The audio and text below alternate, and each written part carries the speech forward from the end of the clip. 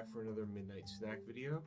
Tonight we're going to make homemade marshmallows, and I know what you're thinking, why make marshmallows? They're not that expensive, they're easy to find, you get a huge bag. It's not the fact that they're not easy to find or that they're expensive or hard to afford. It's that you can make them yourself and you can make them any flavor that you want. Tonight we're going to make mint marshmallows. I've also made maple, I've made strawberry, butterscotch, whatever. Whatever you can think of, you can make. I like the maple ones myself, but the video I've got here is of the mint ones. You can tell they're mint because they're bright green. They do not roast well, I will tell you that. If you try and put them on a stick and cook them over a fire, they're going to fall right off the stick because they liquefy almost immediately. That makes them really good for hot chocolate though. So without further ado, let's get on to how to make your own marshmallows. So in a bowl, we're going to start with unflavored gelatin. You're going to need 3 packets, and there's a half a cup of water already in here. Just add the 3 packets to the water and mix together. I'm using a whisk. And after a few minutes, it'll look like this, and then you just let it sit. This step is called blooming your gelatin. Okay, we're going to start here with a pinch of salt. I like to add a little salt to these because most desserts benefit from a pinch of salt. And I do apologize for stepping into the light so many times here, but this is 2 cups of white sugar. We just pour the whole thing in, and we're going to follow that with 2/3 of a cup of light corn syrup. You want to use the light corn syrup so that whatever flavoring you use comes through. If you use the dark, it will taste like molasses.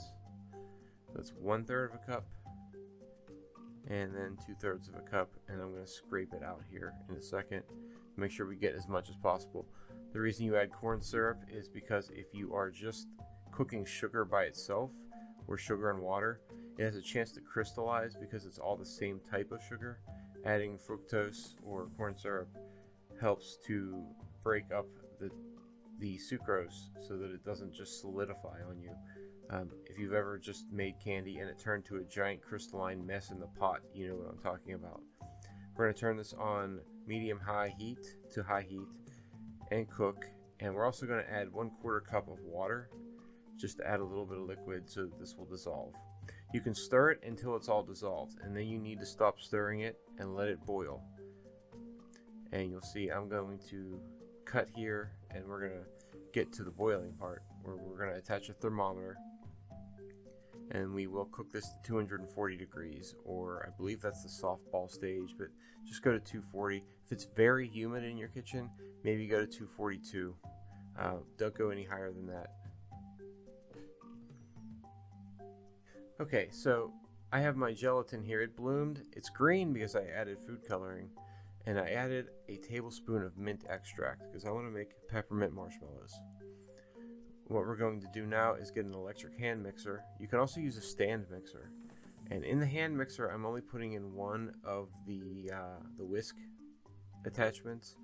When I put in 2 and I whip the marshmallows, it tends to climb up and clog them. So we're going to use just a single one, and we're going to whip this a little bit just to get it incorporated and mixed together. And then we start drizzling in the hot sugar. 240 degree sugar goes in, not all at once, but you don't have to make it take forever either. Just keep whipping and whipping and whipping. Once all the sugar's in there, you're going to keep whipping. Set a timer for about 12 minutes.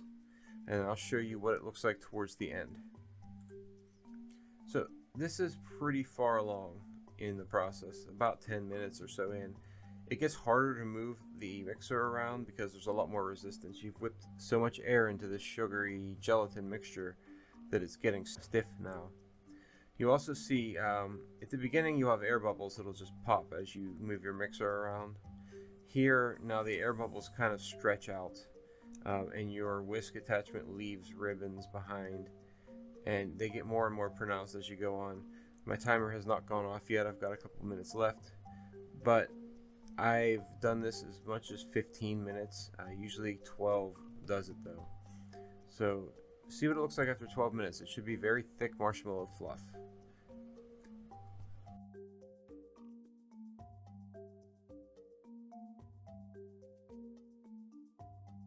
I'm going to move the whisk around a lot, and you see it just sort of leaves marks and leaves, I don't know, kind of thick ribbons. That means it's about done. It's been 12 minutes. I'm going to take the mixer out and we're going to pour this. The part I did not explain was preparing your pan. You're going to want an 8x8 or a 9x9 pan. Fill it with saran wrap and spray that with cooking spray. And then get another sheet of saran wrap and spray that with cooking spray and set it aside. Here comes that pan. It's already prepared, and you're going to scrape all that marshmallow fluff into it.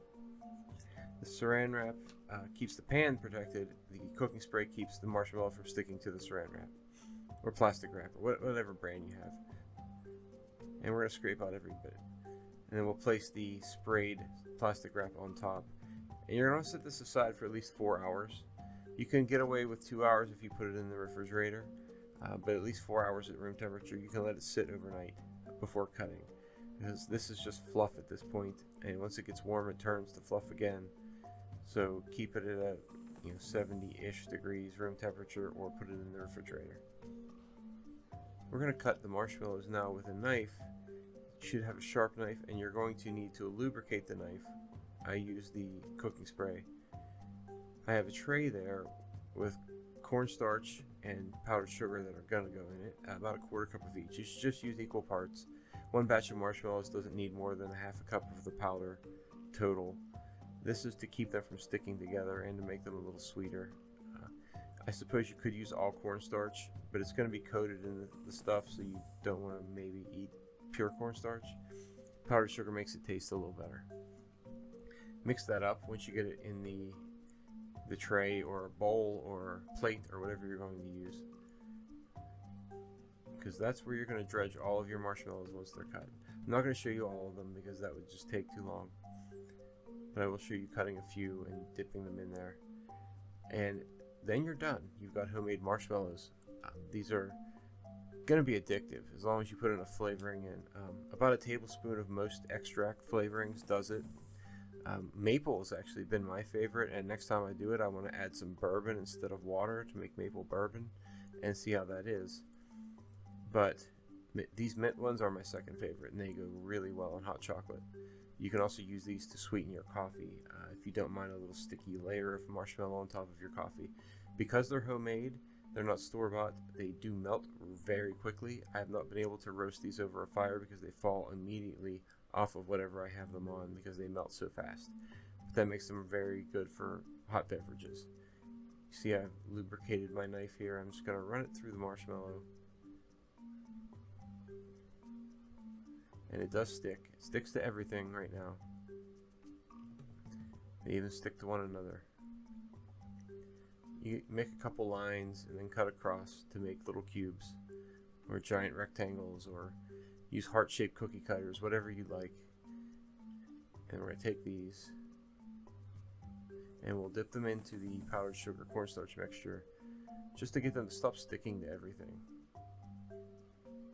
Hopefully you cut them a little more evenly than I did too, but they're just for home, so I didn't mind.